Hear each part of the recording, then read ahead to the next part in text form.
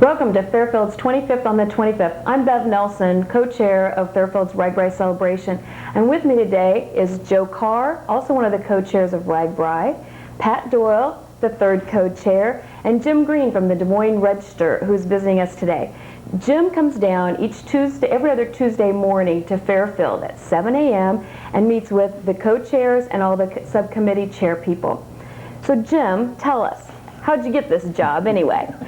Well, you know, I really, for the first 8 years of my RAGBRAI career, I was a writer, and I miss that very dearly. My main job then was I worked with a carrier salesman, and we had carrier promotions. But more importantly than that, my job was to make sure that Chuck got where he was supposed to be on time. You know, I was kind of Chuck's babysitter. Chuck's babysitter for a week out of every year. And I loved every minute of it because it gave me an opportunity.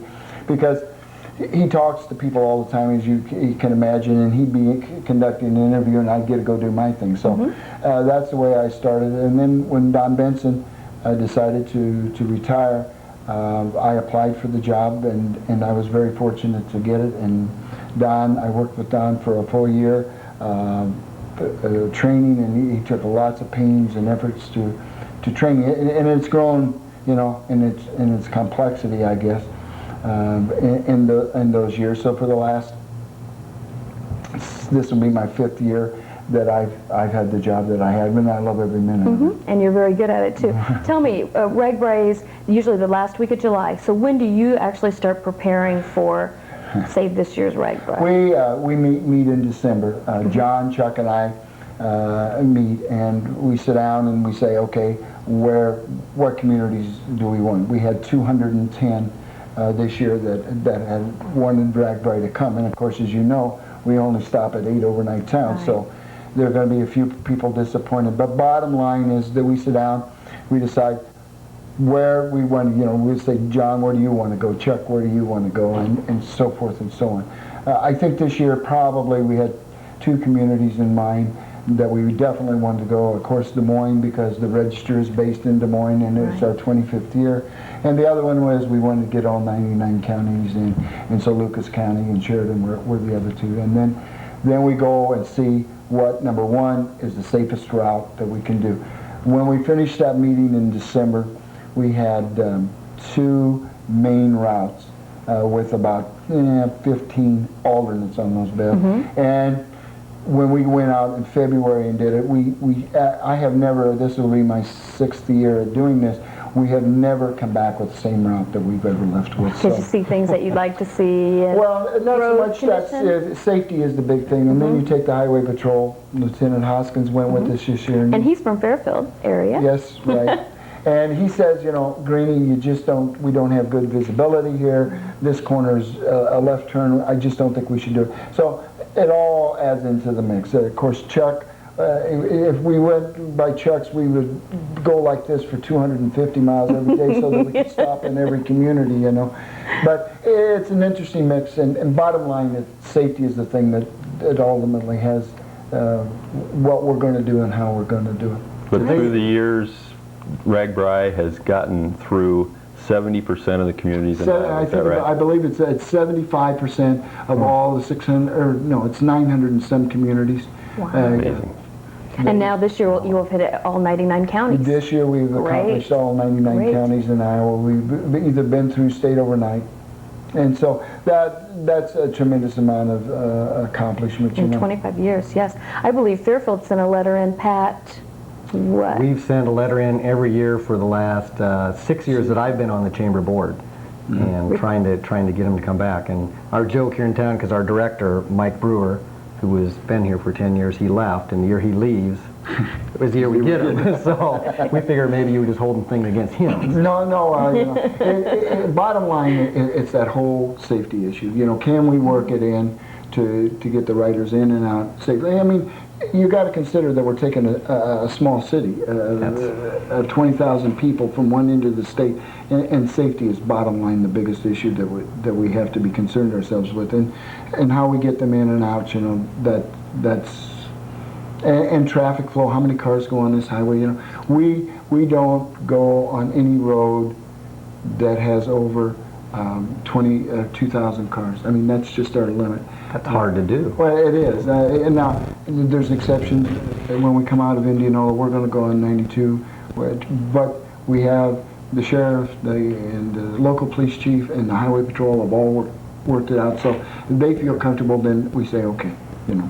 So. Sounds great. So the rest of the year, Jim, when it's, what do you do then besides rest and relax after after the RAGBRAI week? Well, the bottom line is that Judy doesn't see me, and that's my lovely wife, from January, or usually February to the end of August.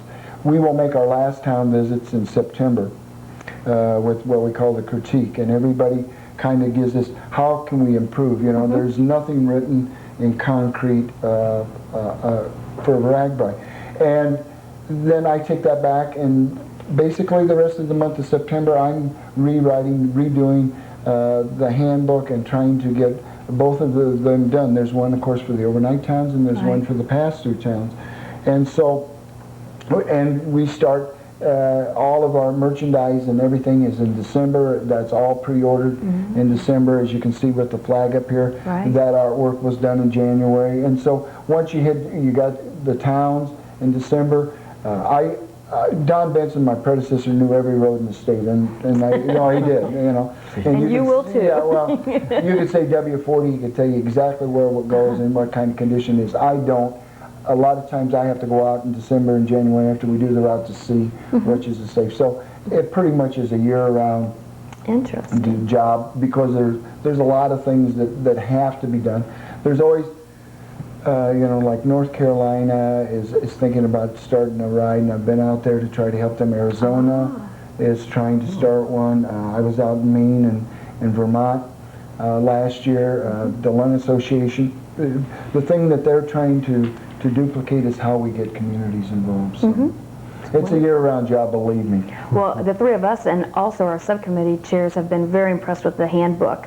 I mean, it details it out. We laughed. Tim Kiken was the chairperson when RAGBRAI came through in '88, and he had this little photocopied thing, and he said, "This is what they gave me." And we're like, "Look what we have!" And he was very jealous too. And I said, "See how many more years has contributed to that, because it really is. It's laid out very well. We've really been impressed with it." Well, and that's bottom line. All the communities give all that information. I just try to translate it so that it's readable and enjoyable. So meaning that you'll want our chamber girls to give you the information rather than any handwritten notes from these two guys. Right. Or scribbles. We'll make sure that's legible. So tell me, what are some of the other towns on the route this year? And you're involved with their plans just like you are ours. What's some of the things that they're doing this year? Well, of course, we're starting in Missouri Valley for the second time. They are planning some different things. Last time we camped at the high school. This year the high school is under reconstruction, and they're redoing a lot of it. So we're going to be down at the fairgrounds as far as Mo Valley goes. And they're working very hard. They will have their whole central business district will kind of be the entertainment food area, and they're working extremely hard on that. Red Oak, as some of you know, Walt Gehring, of course, for years was the medical director for RAGBRAI. Bill Zener, who is ex-highway patrolman, has also been with us most of the time, and he is from Red Oak. The mayor has signed a proclamation that July 20th will be Bill Zener Day, and they are going to do a caricature of him, and he will be sitting by the information booth, and it's a 4x8 sheet of whatever, and all the writers will be asked to sign it. So they're really excited about doing that for Bill. Bill's a super neat guy and has done a lot for RAGBRAI. He was probably very instrumental in getting the State Highway Patrol and to do this job. And believe me, if it wasn't for the State Highway Patrol, RAGBRAI wouldn't be existent. They were Creston is we're going to be at the college and at the high school, and again, their town square will have all their activities. With the chairs down there, the high school principal and vice principal, So they got many young people involved. Chris DeRee is the Creston High School principal. Really? Yeah. See from DeRee Studios. I DeRee think that's Studios. that's his Right. family. That's Yeah. right.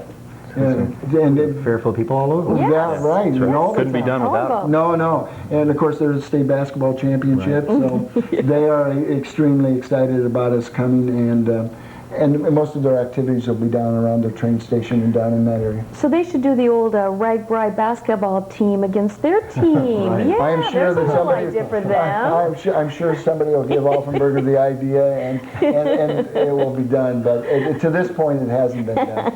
And then, of course, we're coming to Des Moines, and we're excited about that. Of course, Des Moines is the home of the Register, and this year we're going to do it kind of differently. We're going to be all out the zoo in the Fort Des Moines, and there's nothing tame about it, I believe is their theme. And Clever. it's going to be all confined to the zoo. As writers remember, we stayed in Coralville 2 years ago, and everything was contained, and the writers just loved it. I think that Des Moines will be a unique spot. One of the things that Des Moines is doing that has never been done in my memory, they're going to have an outside laser show that's supposed to be pretty spectacular. So Wow. Des Moines is going to be an exciting place for all the writers. Sheridan, of course, this is the first time they've tried 25 years. You know, you were telling stories about last year they were so confident that we were coming that they had a big sign when we came in February, you know, welcome RAGBRAI. and this year, of course, they weren't expecting us. There you were knocking on the door. Knocking on the door, yeah. The Register subscriptions were probably trailing off. In Yeah. terms. That's right. We had to do something to get circulation back up. But they are really going all out to welcome the writers.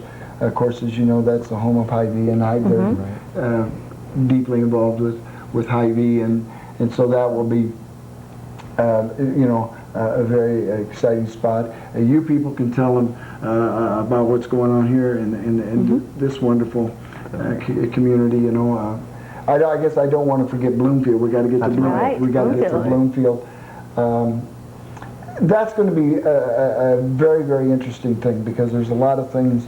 Of course, even from Chariton down into Bloomfield, there's a lot of Amish communities, and there are many people that don't know anything about the Amish, and so that should be an interesting experience for them.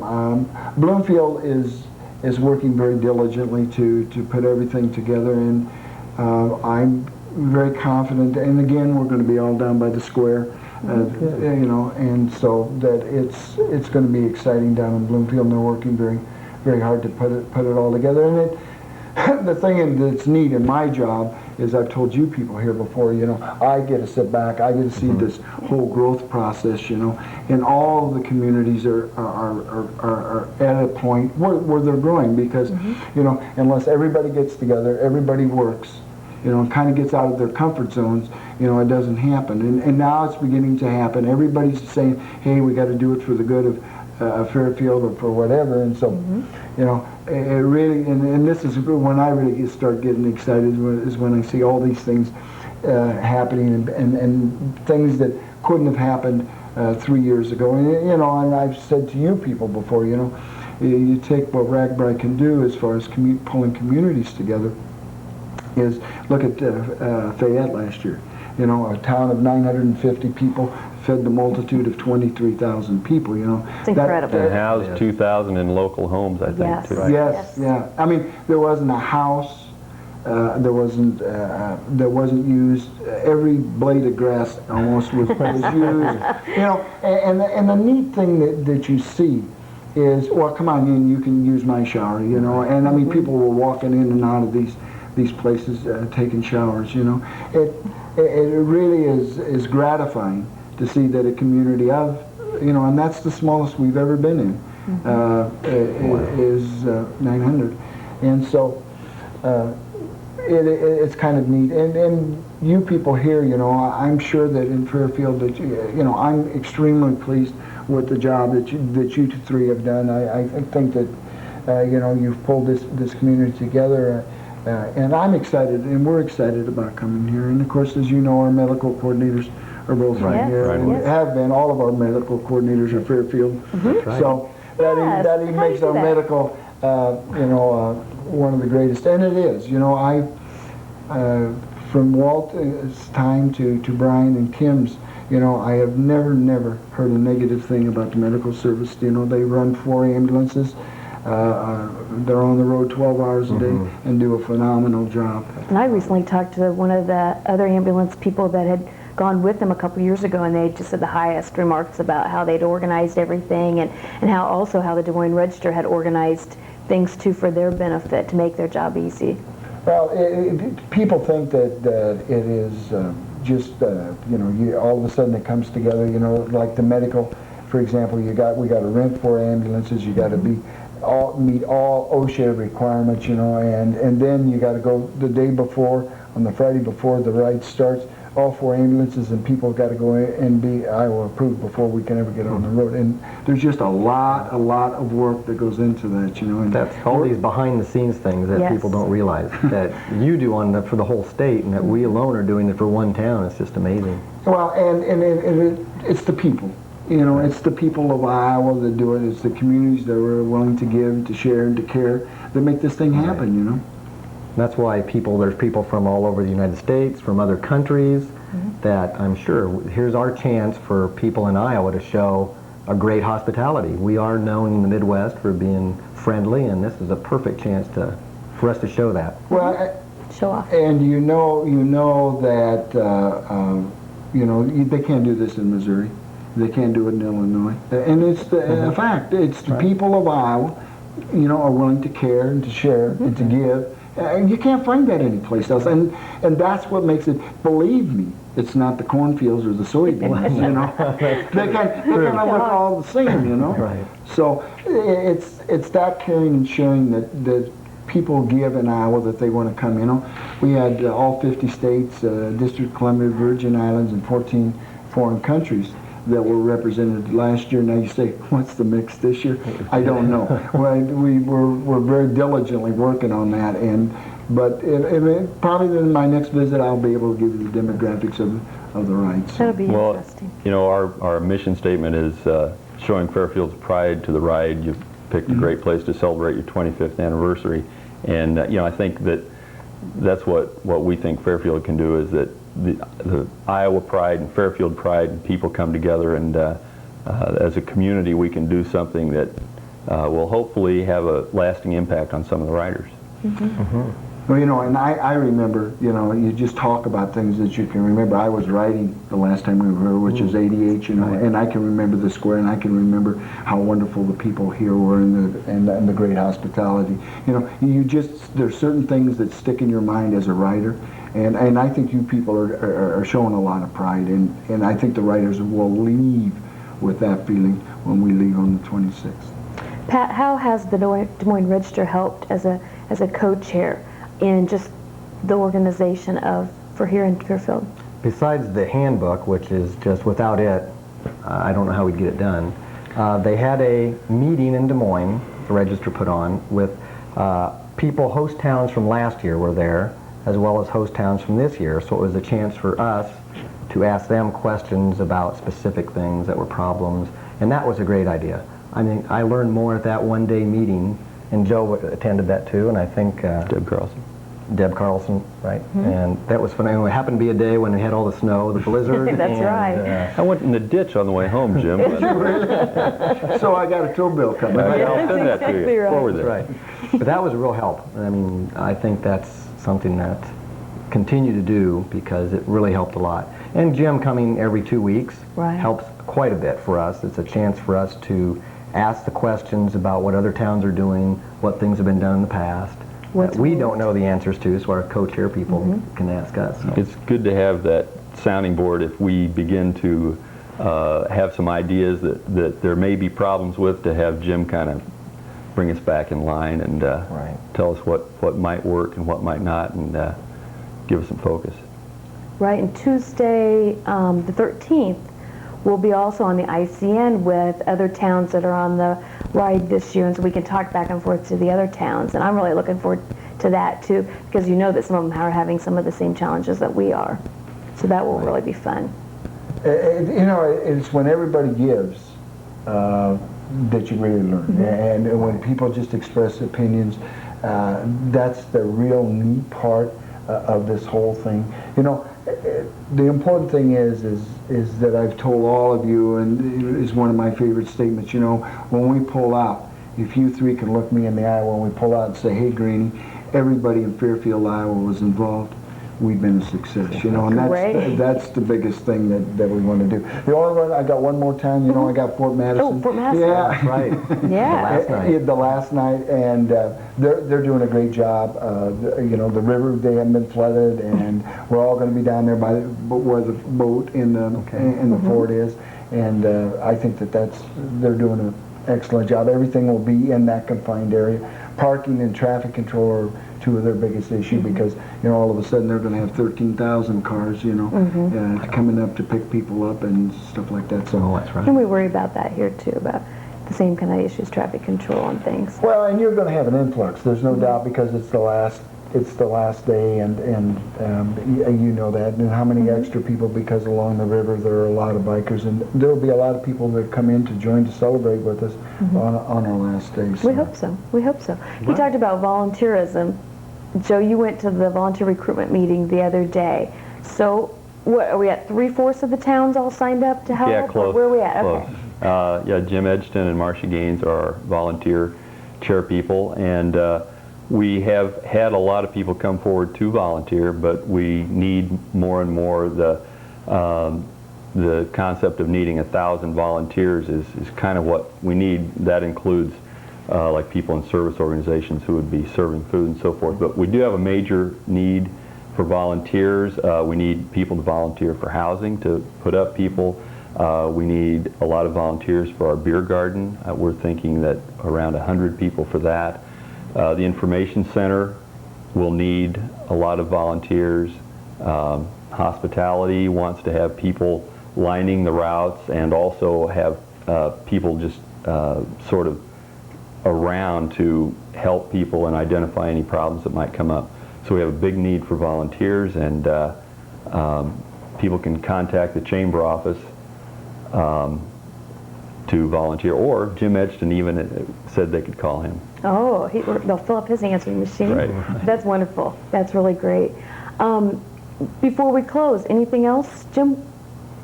Well, I think that everybody, you know, my hope would be that everybody gets out and experiences RAGBRAI. You know, I could sit here and tell you stories all day long. Unless you live it, you don't understand it. And it's a great opportunity to showcase a great community.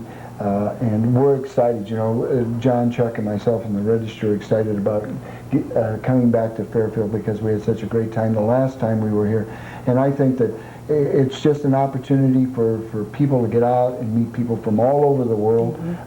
And there's 49.9% of all the writers are from Iowa. So, you know, they're fellow Iowans. So maybe we can invite them to come back and share some of these great things that they have seen on their one-day stay here.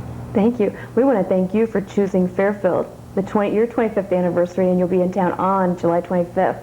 And thank you for being with us today and answering and probably clearing up some information.